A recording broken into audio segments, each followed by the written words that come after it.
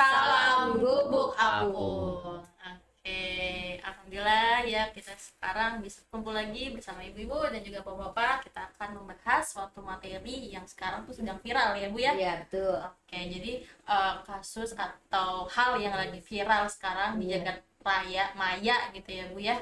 Apa sih Bu kira-kira? Katanya tuh kelapa itu dapat mendeteksi sumber mata air. Oh gitu. Jadi zaman dulu itu katanya itu kita bawa kelapa gitu. Nanti dia tuh kelapanya itu tahu di mana letak mata air yang banyak gitu. Iya, Di mana gitu. sumber airnya Iya, gitu ya. gitu. Oke, makanya kita akan bahas di Betul. podcast pada hari ini bersama dengan Bu Latifah sebagai guru fisika, Bu Cucu sebagai guru biologi, dan juga Pak Bada sebagai guru agama Islam. Iya, Nah, betul. karena kan pasti kita penasaran ya, kenapa sih kok bisa gitu ya kelapa gitu ya, cuma kelapa gitu ya Bu ya. Iya. Kok bisa, gimana sih cara mendeteksinya kayak gitu ya. Oke, tapi kita akan nanya dulu nih ke ibu-ibu semuanya. Kira-kira ya, Bu Latifah dulu deh. Ya, siap. Yang menurut Bu Latifah tahu, kenapa sih Bu perlu banget sumber air itu dicari gitu? Kenapa perlu banget ya? Yang pasti air itu banyak manfaatnya ya. Salah satunya untuk keberlangsungan hidup kita sebagai makhluk hidup. Makanya kita ya pasti memang butuh yang namanya air di dalam kehidupan ini gitu kan. Jadi memang air itu sangat bermanfaat lah ya. Oke. Jadi kalau misalnya nggak ada air, pasti kan hidup kita nggak bakalan berjalan dengan seperti ini gitu ya, nggak kekeringan. Kan banyak banget dampaknya banyak banget. Oke, nah kalau menurut Bu Cucu sendiri, kira-kira dari selain tadi kelapa gitu ya, yang kelapa kan tadi katanya bisa untuk mencari sumber air. Selain dari kelapa, kira-kira ada nggak sih Bu teknik dari tradisional yang bisa mendeteksi air? Tadi ada, secara saya baca referensi ya, itu ada dua cara ya, ada dengan menabur garam ya, dan cara memakai daun pisang katanya ya. Kalau menabur garam itu jadi disebar-sebarin garam, nanti yang banyak airnya itu disitulah yang terdapat ya, terdapat sumber mata air katanya seperti itu. Terus ada lagi yang menggunakan daun pisang itu katanya itu jika ada hujan atau air biasanya menetes, kalau pagi-pagi itu menetes kan embun-embunnya di dalam daun itu. Nah kalau yang paling banyak embunnya, nah itulah katanya sumber mata airnya itu yang paling banyak. Gitu. Jadi dari mata air yang dari embun yang menetes dari daun gitu ya, kita bisa tahu itu adalah mungkin bisa jadi indikasi adanya sumber mata air gitu ya. Oke, kalau dari Pak Bada sendiri kira-kira ada nggak sih cara atau sesuatu hal yang bisa mendeteksi sumber air gitu menurut Bapak? Yang saya tahu itu dari daun pisang. Iya. Cuma bukan dari embun yang menetes dari atas ke bawah. Jadi gini Bu, saya pernah tuh mengalami ya, betulan di situ kita menggali tanah karena secara tradisional, dan saya memanggil tukang gali yang khusus untuk membuat sumur tanah. Jadi dia pakai metode dia sendiri. Jadi daun pisang itu kita ambil beberapa pelepah, ditaruh di pojokan rumah yang sekiranya kita nanti akan menggali tanah untuk membuat sumur. Misalnya di barat, utara, timur. Nah, jadi daun pisang itu ditengkurapin di situ. Nah, jadi nanti besok paginya yang dari yang namanya uap mungkin kan dari tanah ya. Ke atas tuh airnya. Jadi besok pagi dibalikin daun pisangnya. Nah itulah nanti yang kita lihat di mana di antara daun pisang itu yang banyak mengandung air. Maka yang banyak mengandung air disitulah yang harus kita gali gitu ya Pak ya, lebih gali. Mungkin banyak terdapat gitu ya air, sumber air yang banyak gitu. Karena memang kita lihat dari ini ada banyak airnya di balik daun pisangnya gitu ya. Oke. Kita udah lihat nih Bu, Pak ya, kayak ternyata kalau misalnya dari daun pisang kalau airnya banyak itu berindikasi kalau itu adalah sumber mata air gitu kan.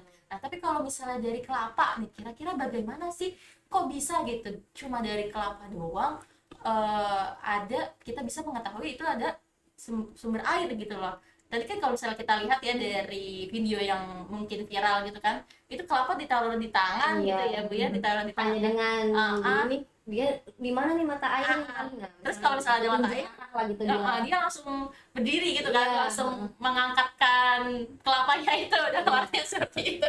Ya makanya di gambarnya seperti Iya. itu ya yang saya lihat ya gitu ya.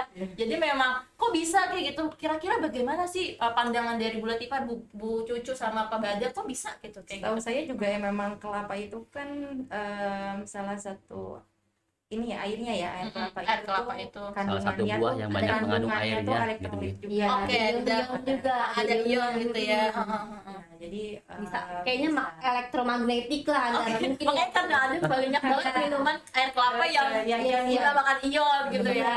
gitu kayaknya gitu. Mungkin ya saya tambahkan lagi ya, mungkin selain kelapa itu memang benar-benar sangat bermanfaat ya, dari mulai airnya, Betul. dari mulai Batoknya, buahnya, buahnya, batoknya pun juga daunnya pun juga ya Bu ya. batoknya pun benar-benar kita bisa manfaatin. Kalau orang dulu kan juga buat mandi atau buat Iya, apa ya betul, seperti betul, itu. betul. Dari mulai daunnya juga kan buat itu ya, buat Ketupat ya, Bu ya. jadi Buat, itu mungkin ya, jadi karena mungkin ada sangkut pautnya, air itu juga bermanfaat, mungkin kelapa itu bermanfaat, mungkin saling berhubungan gitu. Oke. Sehingga bisa mendeteksi sumber mata air. Mata air.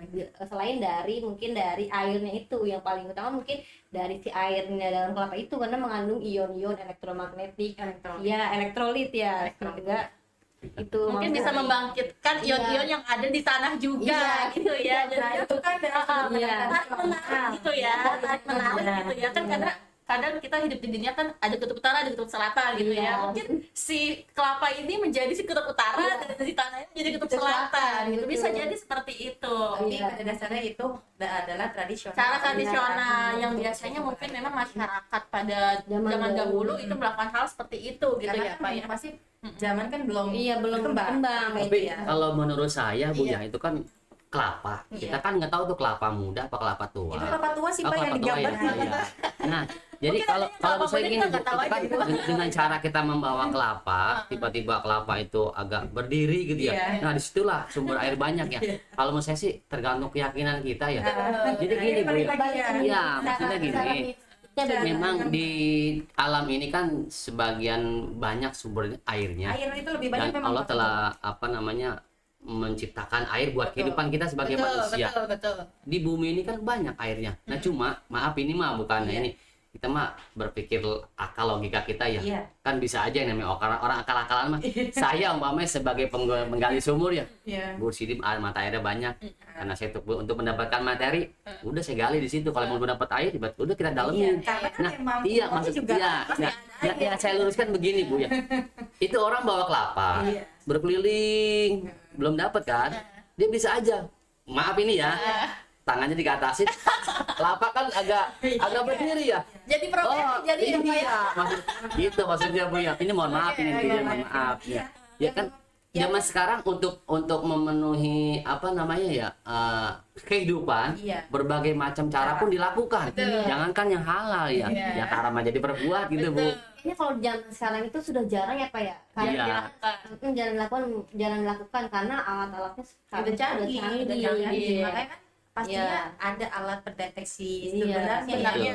memang Untuk menjadi sumber diperuntukkan air, untuk iya, kasus untuk gitu. sumber air itu gitu ya. Salah satunya memang ada metode yang saya baca juga, ada metode geolistrik tadi ya, dan kemudian ada metode geoelektromagnetic satellite scan namanya itu. Oke. Jadi Itu dari dua, ilmu dari pengetahuan ya Bu ya. Karena ya makin zaman kan makin berkembang pasti Betul.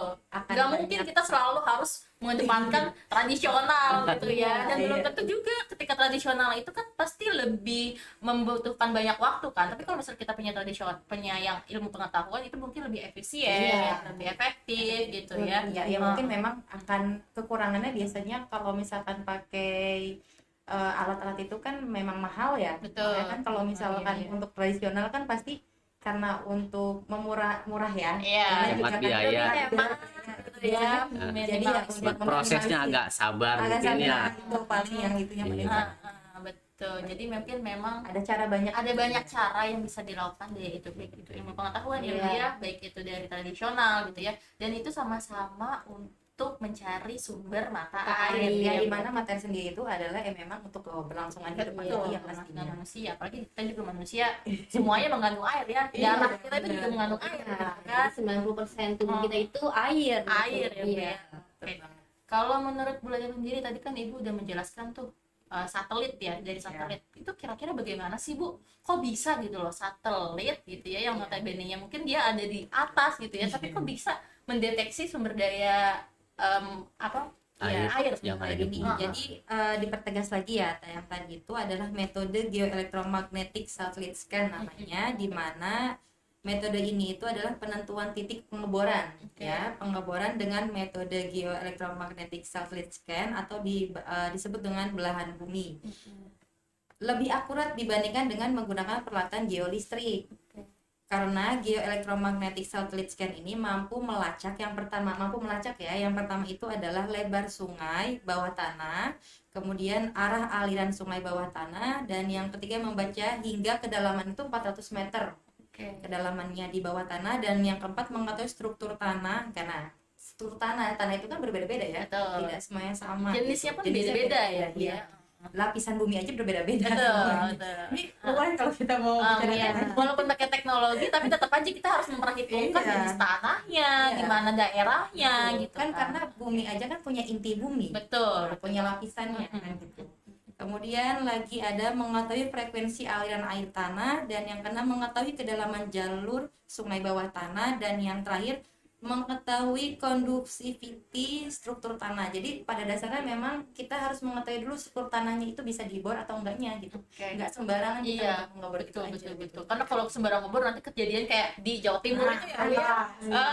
Itu kan pasti akhirnya jadi musibah lagi gitu kan. Makanya segala sesuatunya baik ilmu pengetahuan dari Disurvey teknologi ya. Karena ini kan kita hidup di sebuah ekosistem gitu ya. Kita harus tahu nih kira-kira bener atau baik atau enggak kita lakukan. Iya. Karena kan Jangan ini untuk sampai- kemaslahatan Iya, semua masyarakat. jangan sampai hanya menguntungkan sebelah pihak, itu malah nanti merusak yang Betul, lainnya, nggak betul. baik ya.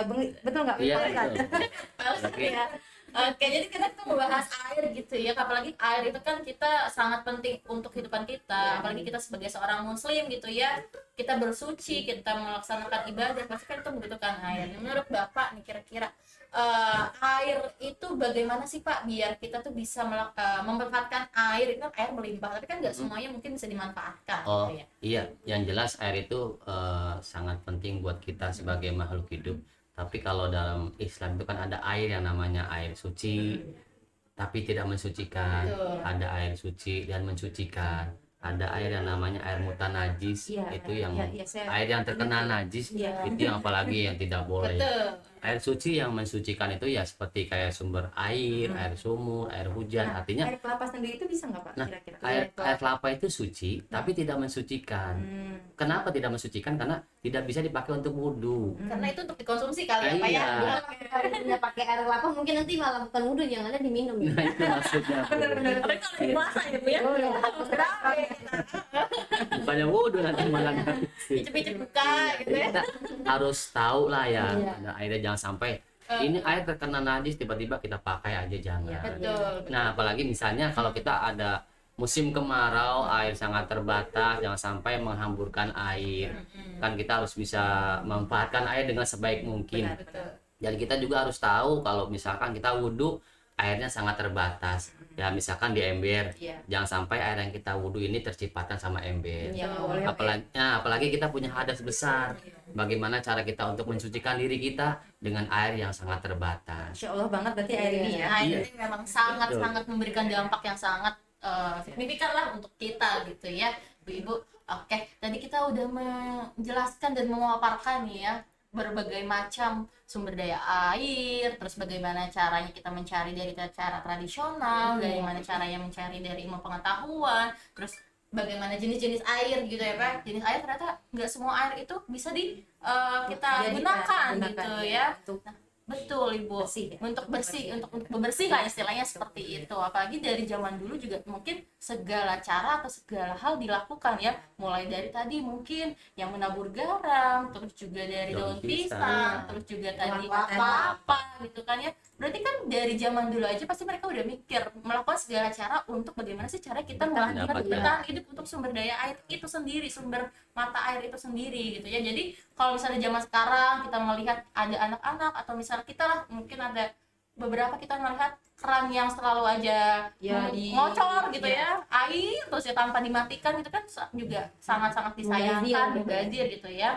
Kayak ini juga untuk pembelajaran bagi kita semua, untuk yang menonton juga, mulai dari sekarang kita upayakan untuk kehebatan air, menjaga air gitu ya, apalagi air itu sangat dipentingkan untuk kita gitu ya. Oke, mungkin ada pesan-pesan sedikit yang bisa disampaikan mulai dari Pak Bada untuk penonton kira-kira yang menonton. Air ini kan sumber terbesar di alam dunia ini ya, karena memang sangat dibutuhkan bagi kita sebagai makhluk hidup, bagi baik manusia, hewan dan tumbuhan. Oleh karena itu kita jangan lupa dengan syukur nikmat yang Allah berikan kepada kita, karena kalau kita bersyukur insya Allah pasti Allah akan menambahkan nikmatnya buat kita. Tapi kalau kita lupa, ingkar dan lain sebagainya, ingat siksa Allah sangatlah pedih. Masya Allah. Masya Allah, betul. Intinya kita ya syukur nikmat yang Allah berikan. Iya betul. Kalau dari Ibu, ya dari segi saya, dari segi biologi itu ya air itu benar-benar sangat bermanfaat ya untuk kelangsungan hidup makhluk hidup yang ada di muka bumi ini. Bahkan bakteri pun membutuhkan air gitu, mikroorganisme yang sekecil pun sel pun juga membutuhkan air gitu. Jadi harus bisa memanfaatkan dengan baik, karena 79% tadi yang sudah dijelaskan itu semuanya itu air dan air. Tubuh kita itu juga air gitu, sangat membutuhkan air seperti itu. Ya. Dari Bu Latifah, betul sekali yang yang disampaikan oleh Pak Bada dan Bu Cucu. Pada dasarnya kita adalah makhluk hidup yang harus selalu bersyukur dengan nikmat yang Allah berikan, dan kita tidak boleh menyalahgunakan apa yang sudah Allah berikan ke kita. Dan pastinya air ini karena sangat penting bagi kehidupan kita, keberlangsungan hidup kita, maka jaga dengan baik. Dan yang pastinya cara untuk kita mengetahui sumber air itu banyak sekali, ada yang dari tradisional dan ilmu pengetahuan. Tadi salah satunya kelapa itu adalah salah satu cara tradisional ya Bu ya. Dan kemudian tentang metode geolistrik dan geomagnetic satellite scan itu pun adalah salah satu metode yang sudah ibaratnya itu berkembang zamannya ya, teknologi sudah seperti itu. Iya. Oke, jadi memang dari semua yang kita obrolin hari ini ya sangat bermanfaat lah intinya ya.